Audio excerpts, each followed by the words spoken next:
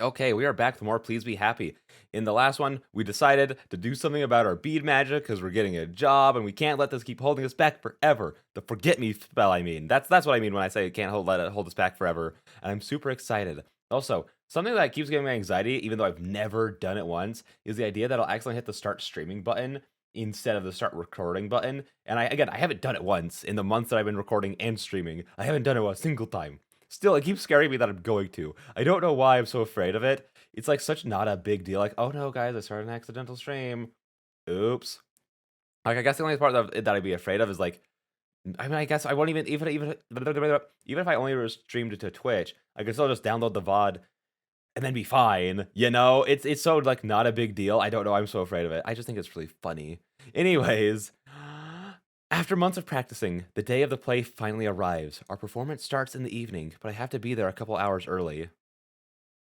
Aspen promised that she'd be in the audience to support both me and Lena. Juliet will be taking care of Happy, so she won't be able to make it. Even though I explained again and again that I'll just be standing there when I'm on stage, they're just as excited as they were when I first announced I'd be participating. I'm glad that they'll be there, though. The last hour or so before showtime is a busy one. Oh! Wait. I assume that we'd be doing... Because it looks like it's evening.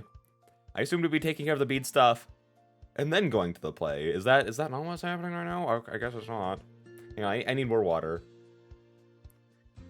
The last hour or so before showtime is a busy one, with lots of cats running around doing last-minute preparations or run-throughs. I just try to stay out of the way and help out if asked. We made the change from practicing in the park to practicing on a real stage pretty easily, and by now the whole production is pretty smooth. I make the mistake of peeking out from the curtain before it begins, and see that almost all the chairs in the audience are filled. I even manage to spot my people, although they don't notice me. I head to the corner backstage, doing my best to stay out of everyone's way. Cyrus has been walking around, checking in with each cast and crew member in turn. He still hasn't gone to me when Lena hurries over. Miho! Ready to go? Nervous? So far, so good. What about you? Shouldn't you be in your costume? I'm gonna go get changed soon. I was just, talking with my parents. Oh? Are they here in the audience? Yep, front row. I think they were more excited for me to be in this play than I was. Just like Aspen and Juliet. I know exactly what you mean. I'm glad I did it, though. Yeah, me too. They said they're glad I found something I like. Although, I know they still wish it was ballet. I guess me being up on stage is still good enough for them. You're okay with that? Yeah, I think I am. I mean, it was my decision. I probably won't be in any other plays anytime soon, though. That's too bad. You're really good at it. I know, but I want to keep trying new things. Maybe someday I'll go back to ballet or something, but only if I decide that I want to, not someone else.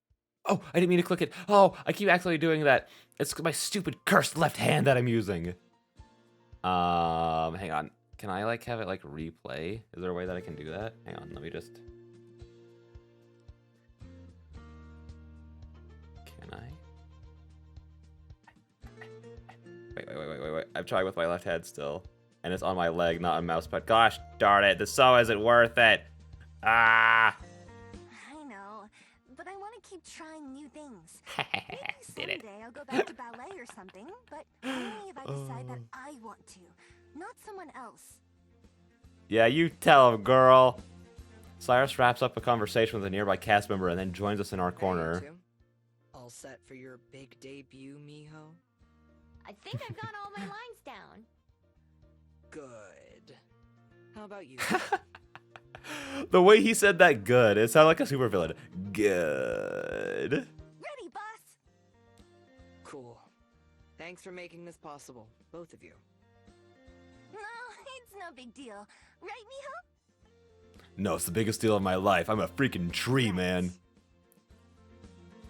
For me, that's pretty true, but for Lena... Probably go get changed, but first, Scratching his neck, Cyrus looks away for a moment. Hey, Lena. Are you, busy after this?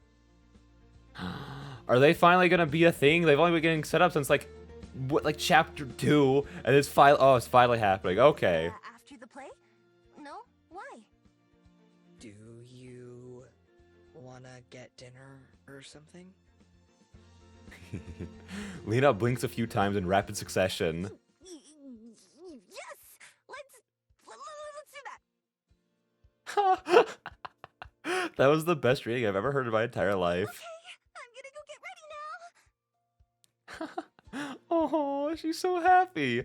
Face red, Lena runs off, both Cyrus and I staring after Dressing her. room's the other way.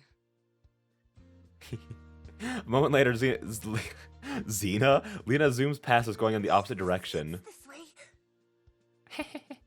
She disappears into another room. That wasn't weird, was it? From me, I mean. Nah, I think weird is like her normal anyway. Yeah, super valid. I think she's pretty glad you asked her. I kind of had a feeling after she gave me that painting a while ago. Part of the reason I wanted her to be in this play was so we could hang out more. But it's been kind of tough.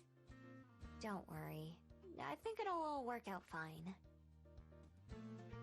Cyrus nods. I'm gonna go get dressed too. See you on stage. See you.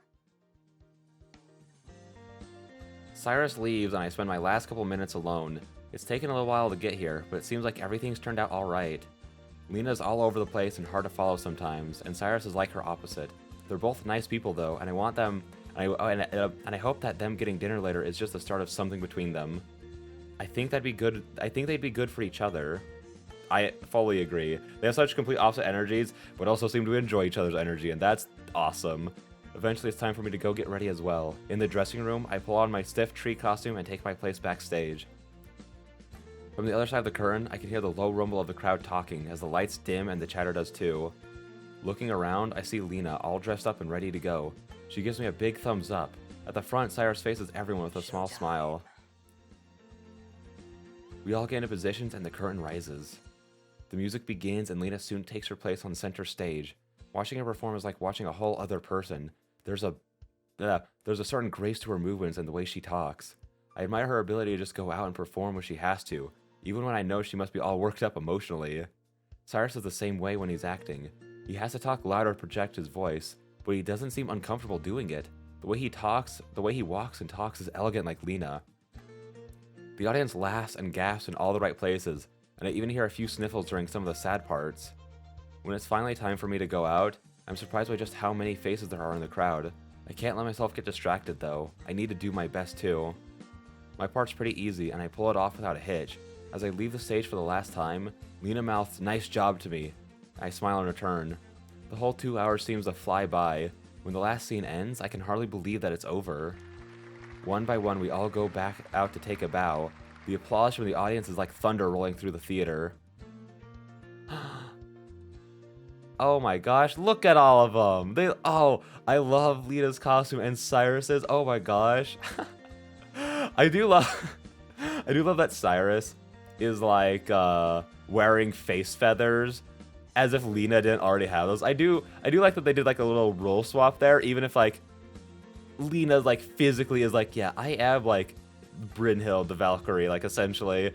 I think that is the part that Cyrus is supposed to be, right? I'm not misremembering. I think so. But that's so fun. I love the way actually. Again, this is all I really asked for. Is like, let's do a little bit of the play. We don't have to do the whole show, obviously, and let's do a CG out of it. That's really all I wanted. The last ones to return are the three main characters, including Lena and Cyrus. As they take their place, the applause somehow gets louder, with everyone rising out of their seats to clap. Confetti falls from the rafters as they look around, basking in the celebration. Lena's smile is huge, while Cyrus seems a little stunned by the reaction. The three of them link hands to take a bow, and the rest of us join them one last time for a final bow all together. Throughout it, Lena and Cyrus never let go of each other. When everything is over and everyone goes backstage to clean up and congratulate each other, I say goodbye to pretty much everyone except those two. I look around to try and find them, but can't. Finally, the sound of a door opening catches my ear. I peek around the corner of the hallway to see Lena and Cyrus standing at the door to the outside, about to step out together. I'd say they earned the right to leave early and skip out on the cleaning. As the door shuts behind them, I smile to myself.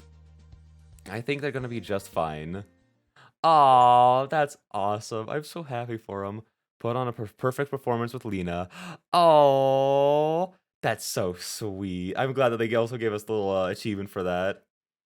Hang on, I need a drink. I need a drink. That was a lot of reading. Mm. Especially now that since we're about to do some pretty heavy stuff, I'm assuming. Even though Aspen shows up for breakfast, I'm too preoccupied to do much but eat and respond on autopilot. After a predictably sleepless night, I can barely stay focused enough to chew. I'm so out of it that Aspen has to wave her hand from my face to get my attention. Miho! Yeah? I was going to ask if you're okay, but I think I need to ask what's wrong instead. What do you mean? You've been chewing on an empty fork for a little bit now. I look at the utensil in my hand, and it's all mangled. I've already chewed off the bits, and I'm already working on the handle. Oops. Aspen gently sets my brutalized fork on the It took me a second to be like, brutalized? Oh gosh, but then I was like, oh yeah, the fork. Aspen gently sets my brutalized fork onto the table. My plate is so full. I'm not sure if I actually had any food or not. Is this about your secret idea from yesterday? Maybe. I nod. You're good. I like to think I know you pretty well. Is it something you can talk to us about yet? Juliet also leans in to show that she's listening. She doesn't interject. I can feel my pulse rise in response to the sudden attention. Even Happy is watching me. This is the whole reason I decided so quickly I should just get it over with. I'm going to smash my bean. Both Aspen and Juliet look at me in stunned silence. I'm not surprised. I don't know for sure, but if I do that, I think my magic will go away. The problem is, I don't know what else will happen to me. But I think I'll be okay. And B thinks so too. While Juliet continues to look shocked, Aspen's face flips through emotions like I'm changing channels on the TV. Smash it! Are you sure? That's awfully permanent. And what do you mean, what else? What do you mean, you think? Have you thought? Aspen. All Aspen has to do is look at Juliet, and she cuts herself I'm off. sorry. I'm sure you've thought about it. A lot, yes. But that's so sudden. I'm sure you can see why I'm so shocked. It's been on my mind for a while, and it's all I could think about last night. It's what I want to do, though. I told Amaya I would, for one thing. And I'd feel a lot better if I didn't have to worry about either of you forgetting about me. Oh, I'm so scared though Me for what's gonna too. happen. God, me too. Like, yes, I'm sure it's gonna turn out all right, but it's like 90% of me is like, oh, this is gonna turn out great. This is gonna be perfect. It's gonna fix our lives. We won't have to worry about anything else like this ever happening again. The other 10% of me is like, okay, but what if they just like punch me in the heart? And they're like, oh well, actually, Miho turns back into a fox, and can never be happy again, and that's just what she is now. And like, I'm sure she'd be like, well, no, honestly, she probably wouldn't be happy as a fox, because then she wouldn't be able to do stuff with, like, Aspen and Juliet anymore. Like, she could still be with them, but it's not the same thing. You can't date a human as a fox. That'd be weird. So, like, she would be, like, miserable being forced back into being a fox forever. So I'm like, there is a 10% chance of that happening. But I'm also like, it's gonna be okay, right? Your magic is more than just being forgotten, though. That, plus your ability to transform, plus, I would imagine, your immortality. Oh. Aspen gasps. Miho! I know. I thought about that too. And I'm okay with that. I want to feel more. I want things to mean more to me. I don't think that can happen unless I know I'm going to lose them someday. That's something both of you helped me realize. I meet Juliet's You gaze. too. And Cosette. Her eyes go wide, then settle into a motherly contentment. Closing her eyes, she nods in acknowledgement of what I said. Aspen grabs my hands, one in each of hers, holding them to her heart as she faces me. I don't know what to say. There's so much that I don't know if I could get through it all. So, I'll just trust you. I'll trust that you know what's right for you, and I'll support you in that. Always. Oh, shucks. Aspen's barely finished talking when there was a sudden flash of light from my necklace, causing both Aspen and Juliet to recoil in shock. Happy yelps in surprise too. I instantly cut my hands around my bead, which contains a lot of the light, but not all of it. Aspen still has to use one arm to shield her eyes. Somehow, despite the brightness, I'm able to see through it unbothered. The bead seems to be shaking, and I don't think it's because of my hands. It's still whole, but just barely. It's had its fill of whatever it was looking for. I can feel it. It's needy. The magic within it wants to burst free and escape. All three of us exchange a look, knowing that it's pointless to say anything else about the issue. Whether it's instinct or just my own inner strength, I grit my teeth and stand up.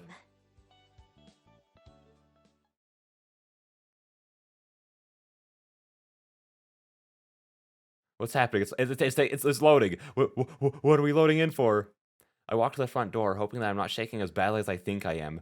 Aspen and Juliet and Happy are right behind me, but I don't look back until I'm out the door, standing in the sunlight.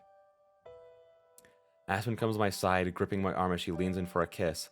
Closing my eyes and focusing on the feeling of her against my side, I feel a storm in my belly calm down a little bit. Little claws dig into me as Happy stands up on his hind legs, pressing his paws into me as well. Juliet remains on the doorway, just out of reach of the sunlight, but I know she's watching anxiously too. My hands are trembling as I reach for my necklace. Aspen places her hands on mine, steadying it as I undo the clasp.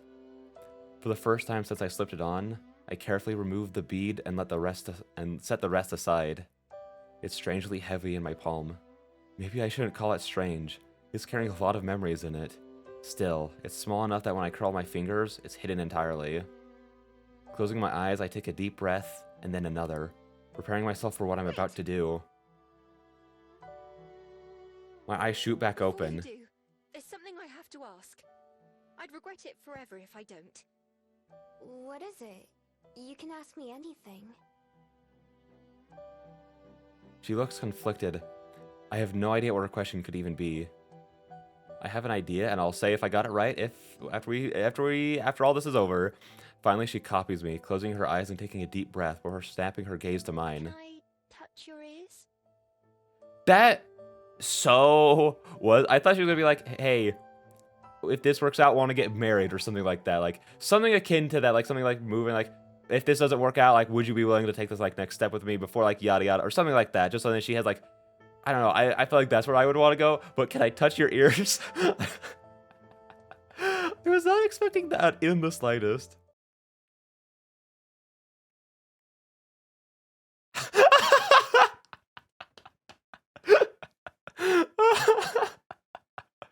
Huh? I've just... For as long as I've known you, I've wanted to ask, but it seems so rude, so I kept putting it off. Oh, Aspen, you are a gem. Please never change. You need to be treasured I forever. can't put it off anymore, though. I take a second to process what she said, and then I burst out laughing. Of everything she could have said, that definitely would have been one of my guesses. She looks so guilty about asking that it makes me laugh even harder until I'm doubled over and unable to stand up straight. Tears start to stream from my eyes, taking a lot of the tension with them. I can only nod in response, unable to actually answer Aspen's question with words. After a couple seconds, she can't keep from laughing either, even as she approaches me. I force myself upright at least a little bit more, and I tilt my head for her. Sorry, I'm like, I can't. I'm still like keeping in my own laugh while I'm reading. It's so funny. I love this game. Her fingers hesitantly settle on my ears, and she scratches a few times, the same way she pets Happy. I see why he likes it so much. Aspen doesn't spend too long before moving away from me. She looks a lot more relieved too. I've gotten that out of my system. Why don't you? Miho! She gasps and points at my hand. Did she accidentally break it while laughing? I look down. Without even meaning to, I clench my fist at some point. Familiar light shines between the gaps, turning into vapor and rising towards the sky. I uncurl my fingers, revealing a small pile of glowing dust and shards of my bead. The shards aren't sharp. In fact, they aren't anything. I can't even feel them there. Turning my hand over, I dump the debris onto the ground. A lot of the dust disappears as it falls, and so do some of the pieces. A couple of them hit the ground before vanishing. Only one piece, the largest one, lasts for any time at all. Instead of evaporating instantly, it slowly dissolves with most of the powder being carried away by the wind. Soon, all that's left is a tiny seed that looks like it's come from some unknown plant. Was that part of my bead too? I'll never know the answer, because the wind picks up and takes that with it too. Although it doesn't disappear into nothingness. It's gone from sight in an instant. If it was, then maybe it's on its way to someone else who needs it. Just like Zhang Yin, it'll travel the world again, never quite coming to rest. I think they'd love to be part of the wind, laughing along with the breeze, so I'm sure they'll know where to take it. The instant that the last trace of magic disappears, I can feel my body start to change. It's similar to changing into a fox, but still different. My ears shrink down and my tail retracts, but the rest of me stays the same? My hair brushes against my shoulders as new. Different ears take the place of my fox ones. It feels like stretching after being cramped up for a long time. Oh my gosh, she's so cute. Okay, when it was all transforming, I was like, oh, this isn't gonna be like that much of a difference. Like she's just gonna have like normal human ears instead of big old fox ears. But she's so cute now. She was already cute before. I can't say that she wasn't, but she's so cute now. Especially since like looking at her, she has normal ears, but now her ears feel so small. They're so tiny compared to what they used to be, and there's no tail anymore. That's so weird. It's so weird how just taking away just like the ears like changed her design so much. Like they're such a huge part of her design, but like, you wouldn't think about that until they're gone, you know? Oh, she's so cute now. Look at her, guys. Oh my gosh. This is so weird. Like always, the transformation is quick, only a few seconds from start to finish. Except it's not always anymore. There is no next time. I turn around to face Aspen and Juliet again as the tearful Aspen rushes into me, wrapping me in the tightest— there's no tail! Wrapping me in the tightest hug I've ever felt. Somehow her lips manage to find mine, and my first experience as human couldn't be any better. Happy doesn't wait long before demanding to be noticed too, so I step away from Aspen in order to kneel down and pet him. He seems to handle this change a lot better than me turning into a fox, since he doesn't growl or act any differently at all. I wonder if he even notices that change. Finally, there's Juliet, who has tears of her own in her eyes. As I climb the stairs, she steps forward and pulls me into an embrace of her own. Congratulations, Miho. Thank you for everything. Oh gosh, my heart's like starting to hurt. This feels like and then the credits roll in a few minutes moment. I'm like, I'm not ready for that. It can't be over. I still need a few more hours left with this route. Please don't end so soon. I say as if like the whole point of what happening was like, hey, everything you love will end eventually, so that's what will make you love it more, sort of thing. So like it would be kind of appropriate to end after she becomes mortal, I guess. But I want more. I want more. Just a little bit longer. I'm not asking for you to stay forever, just a little bit longer.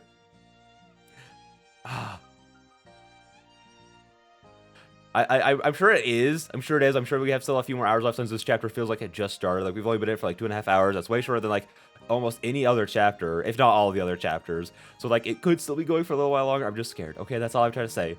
Juliet lets go of me and then steps further back into the house and away from the sunlight. The rest of us go inside too. I feel strangely normal. Other than being a bit dizzy, I feel exactly the same as I did 5 minutes ago. Even the dizziness will probably go away once I get used to not having a tail.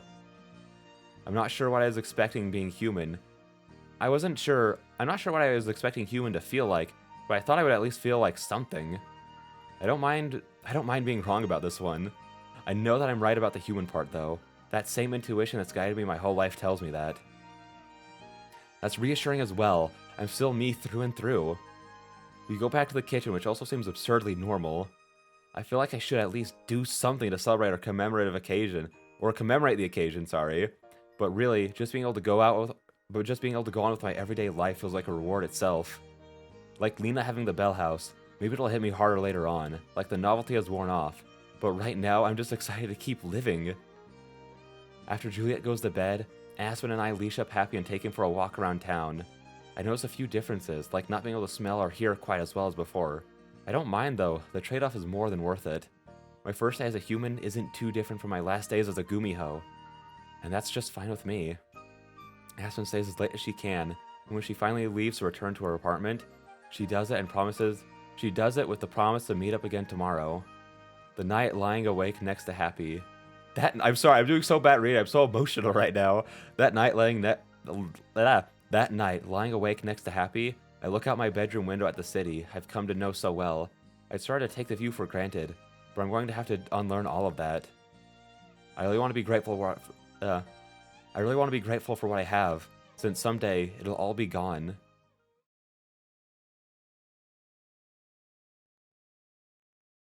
What's happening now? I just want to see like a little inkling of what's happening. Okay. Oh, there's still more. Okay, guys, we're good. We're good. Okay, I think that is an excellent place to call the episode for now. That was a lot. My heart was in my chest from everything that was going on. I can't believe Miho still looks so... The left side of her face, well, I guess the right side from her perspective, the left side from our perspective looks so empty without her ears there. It's so weird. Like, not in a bad way. It's just so...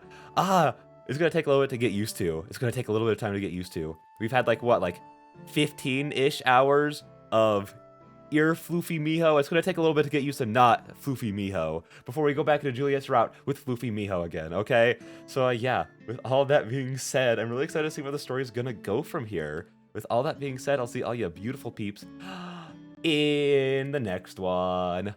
Bye-bye!